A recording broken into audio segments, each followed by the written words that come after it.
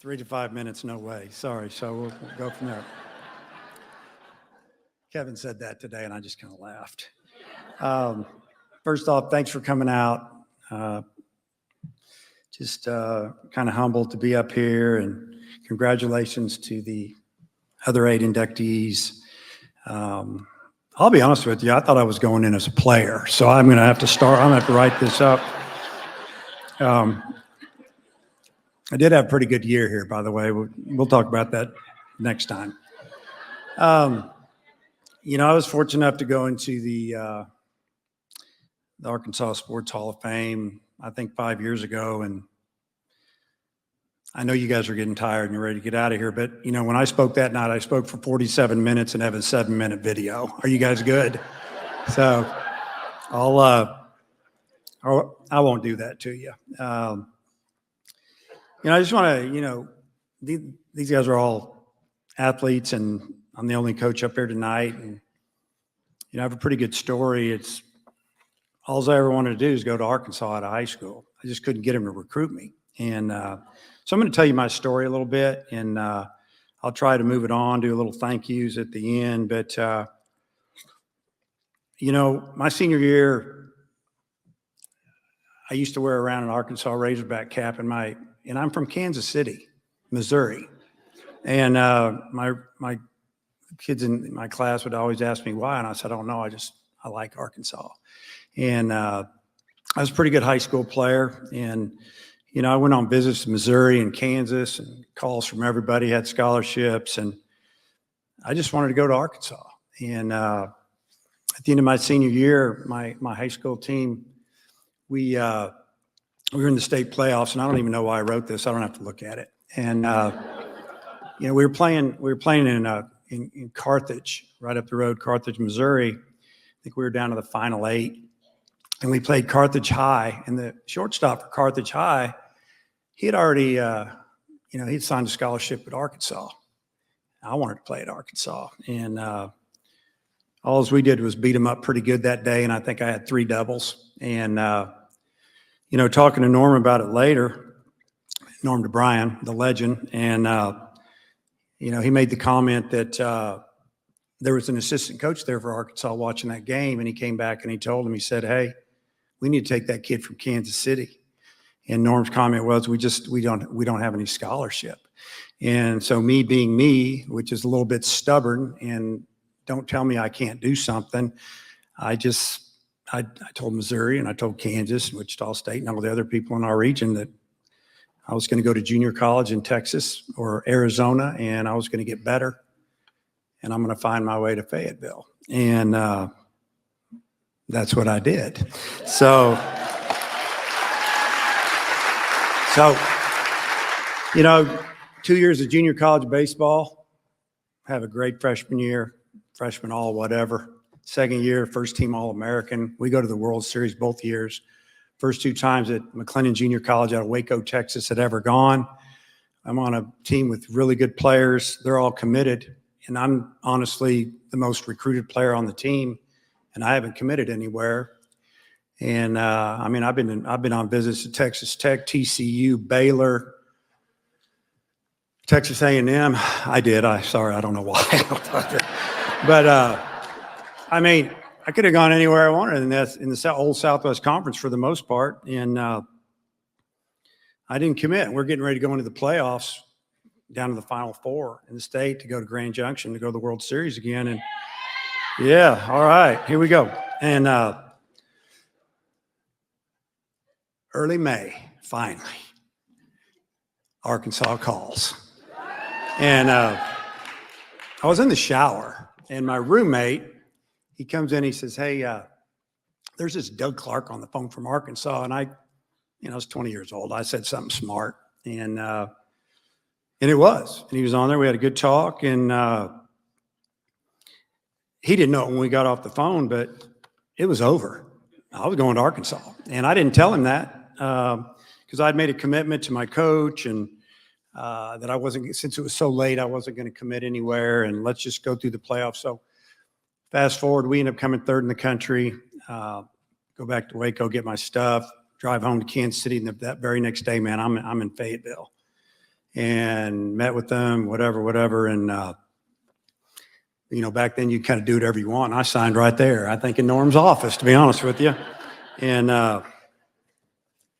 there were some unhappy coaches in Texas, but it was the greatest decision I ever made. And hey, man, I finally got to go to Arkansas, and that's what I wanted to do. And, fast forward a little bit, had a really good junior year. We won 40 games as a team. And, looking back, I wish I'd have come back for my senior year, but I signed with the Atlanta Braves and played, every bit of, part of 3 seasons. You sign, you play half a season, you play a full season, you go back and play a season. And I knew I was going to coach. I knew that physically I couldn't match up with some of these guys and swinging the wood bats and playing at night. I didn't see very good. That was my excuse. I couldn't hit, whatever. Because I've heard all the excuses you can hear, man. I don't buy any of them. But, I had a coach, they came up to me in the Braves organization, and I was like 23 and a half, 24 years old. And I'm actually working with young players in high A ball, like Mark Lemke. When he came up, he played the same position I did. And this is a long time ago. We ended up being a 12-year big leaguer, made an all-star team. But I kind of taught him how to turn the double play, and he beat me out, and I ended up getting cut because of him. But I was okay with it. And they came up to me and they said, hey, Dave, why don't you, I got called into the office and they said, hey, what would you think about being a player coach the rest of the year? We still had like 60 games left, and said, the way that works, and they did that back then in the 80s, you'd play a couple games here and there, but you were coaching and whatever. And they said, and then next year you'll be a full-time coach and spring trainings at West Palm Beach. They tried to make it sound great.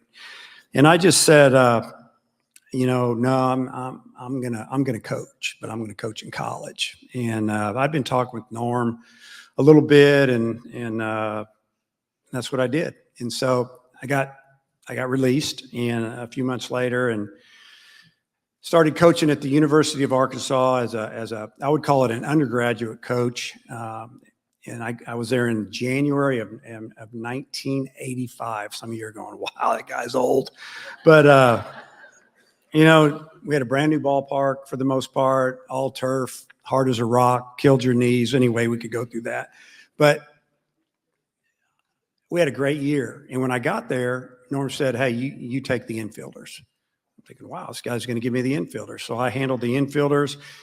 And back then you could go recruit off campus, even though you weren't a paid coach, because, graduate assistant, volunteer assistant, you're not getting paid. And so that 30 cents I made over and back to Tulsa, man, that was good money back then. So, so I got to coach, and we had a great team, and we had a great year. We won like 50 games. We went to the College World Series. I think we came in 3rd or 4th, and it was over. I was hooked. I knew what I was going to do for the rest of my life. And it was just an amazing experience. And, I was there for 4 seasons as Norm's undergrad, graduate assistant. Met my wife. I could go on and on about that. It's just, University of Arkansas is such a special place to me. So then I got a head coaching job. I'm married. Just had a chance to go to Texarkana Junior College. I'm going to go be a junior college coach in Texas. I'm the only coach. I don't know much about pitching. I know that if they throw over the plate, you got a chance. So anyway, I did it all. And I learned a lot about handling people, and I coached there for 5 years. Had a great experience there. I went to Central Missouri State, a Division II school, and we won 51 games my only year there, and we won the national championship. And we won the last game. Never forget it. We're down like 4-0 early. I remember they were putting on a bump play. They had a runner first, second, nobody out, and I'm thinking, oh my God, we're getting ready to get blown out of the water. And this game was actually on TV on like channel 50 back then, black and white. You could find it. I'm thinking all my friends are back home and they're watching. We're going to get crushed. Well, I put on a crazy play. They bunted right into it. We got the force at third. Next guy hits into a double play, and I'm thinking, wow. And we go in and score a couple runs. Bottom line, at the end of 8, the score is 8-8 to win the national championship. Winner take all. 2 brackets. We're in Montgomery, Alabama. I got a my wife and a 6-month-old baby in the stands. And I'm thinking, man, we got to win. We got to win. We punched in 6 in the top of the 9th. And I still was nervous as can be because we had no pitching left. They scored 1. We got them out. They had the bases loaded and wanted to go back. Didn't work out because I got a call from Northwestern State, Division I. And this crazy story came down to myself and Mike Bianco. He's the head coach at Ole Miss. We shook hands while we were there. We didn't know that we were going to face each other like 100 times since then.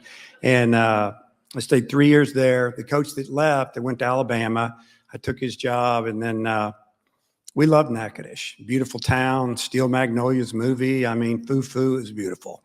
But we had a pretty good baseball team, won a couple championships, and moved on to Nebraska.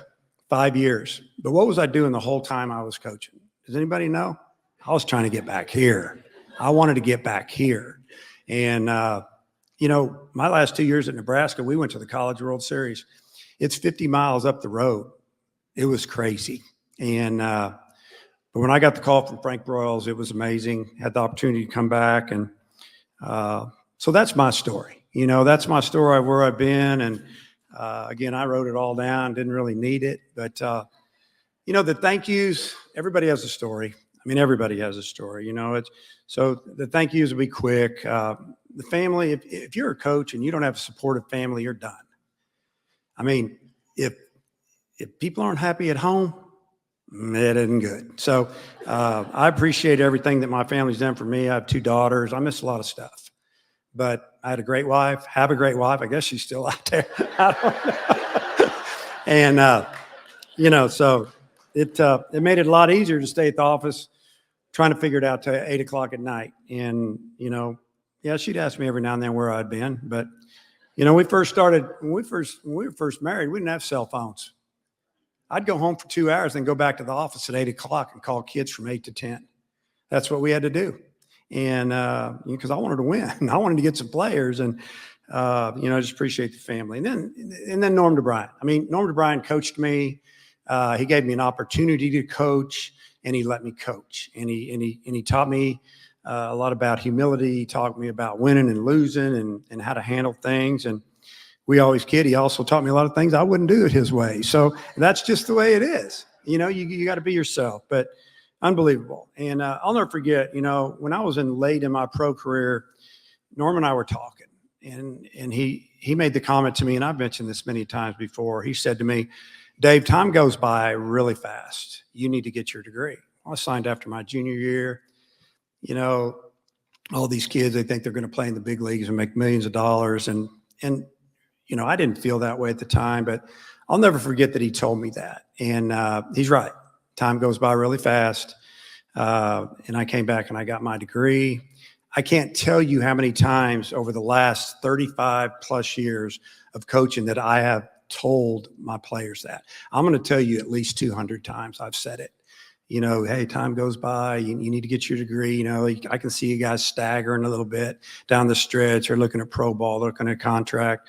And it was great advice for me because, every baseball player out of high school, they're not worried about getting a degree. They just want to play in the big leagues. So appreciate Norm for all that he's done for me. And then also Frank Broyles, he gave me an opportunity.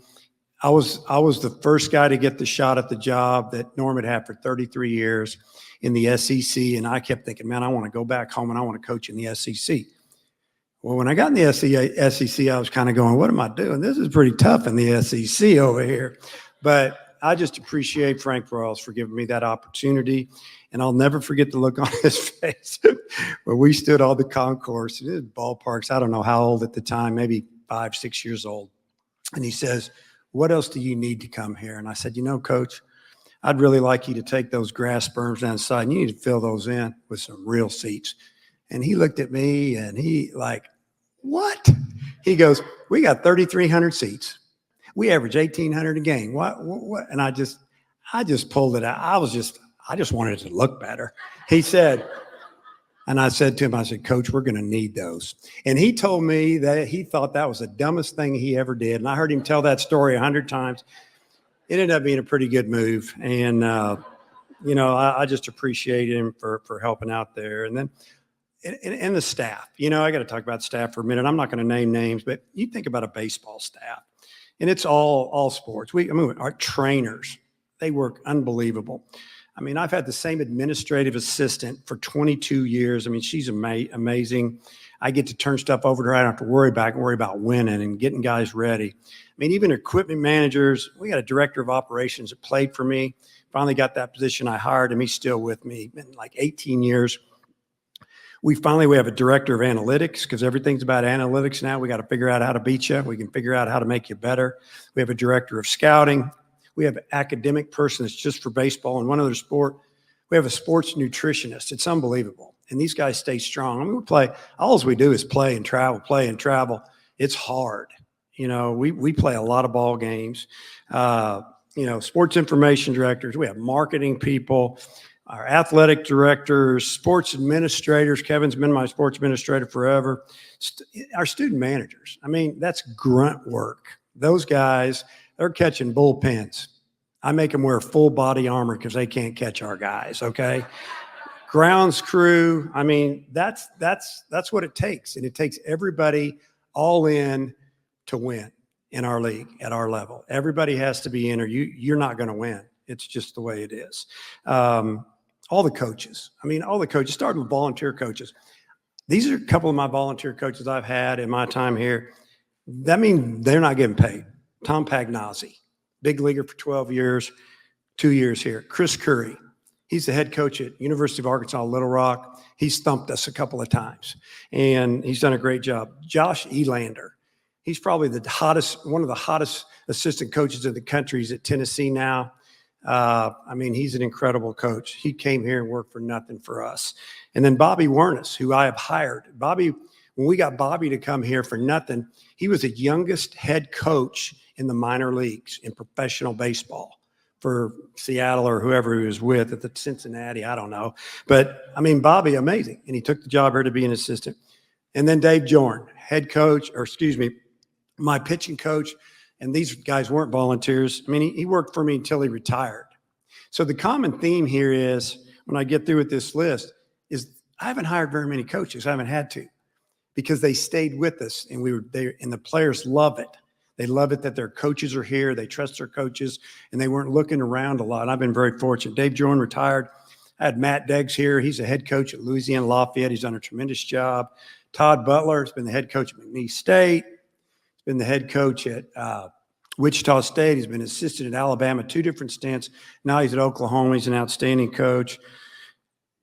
And I hired Tony Vitello. And Tony, you're probably going, Tony's a great coach, great recruiter. We wear boxing gloves when we play each other, but we're all right. But he did a great job here. And he had as good a year as you could have last year. And then, Wes Johnson, my former pitching coach, he went straight from here to the big leagues to the Minnesota Twins to be their pitching coach. And now he's the head coach at Georgia. That's just to name a few. Then my staff now, Nate Thompson, Matt Hobbs, Bobby Wernes, those guys are recruiting machines, top 5 almost every year, and they can flat out coach it, and kids love them. And it's been a fun run. And my strength coach, Hunter Bell, he's only been here a couple of years. I love him, and our guys love him. If you're going to come watch us work out, let me know before you come. I just want to make sure I tell him to calm down a little bit, because he's a madman. But we love him, and he loves our players, and they know it, and that's why he can get after them. And kids want to be coached. And, I learned a lot of that when I was a young player here as a young coach. Kids want discipline, and they want to be coached. They just want to know you care. It's not all about winning every time. And I tell our guys that all the time, man. I want to win as much as anybody, but it's not bottom line for me. I just want to see you get better. I want to see you work hard. Let's see how good you can get. And if that happens, you got a pretty good team. Next, a couple more, and I'll let you get out of here and head out. But the Razorback baseball fans, and I'm not talking about fans. I'm talking Razorback baseball fans, and there's a difference. Those are dedicated people. So they're unbelievable. I've met so many people just because they're fans come up and say hi, but just like tonight, we got some of our best fans that hang out in left field. They're there, rain, sleet, snow, and we played in all of it. And just really appreciate you guys.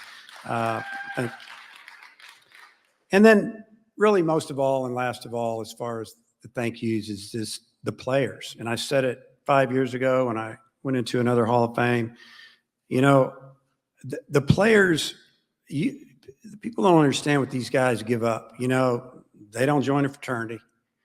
And when they leave our place, they're worn out pretty good. And I don't mean they don't get a second wind, and I'm not stupid, okay? But these guys work hard, and they give us everything they've got, and most of them are on half a scholarship, 30%.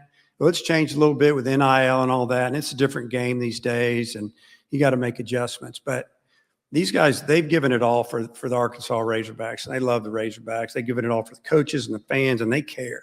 Our players really care, and we try to drive that in them from the day they get here. We want you to be proud of Arkansas, proud of being an Arkansas Razorback. Really,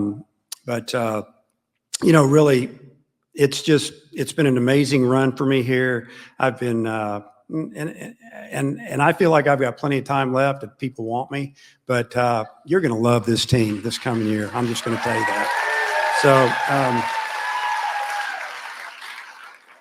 I guess with that being said, I just, again, I just appreciate y'all coming out to celebrate all of us and give us an opportunity to speak to you a minute and from our heart, really, more than anything. And, to me, it's like I've been led to Arkansas. When you think about, I got led here. I could have gone everywhere. Why didn't I go to Missouri or Kansas? It's like, what got me here? I truly believe it was a gift from God. Honest to God, I swear to God, it was a gift. So I guess with that being said, just enjoy the football game. We need a win, and God bless. Thank you. Appreciate you guys.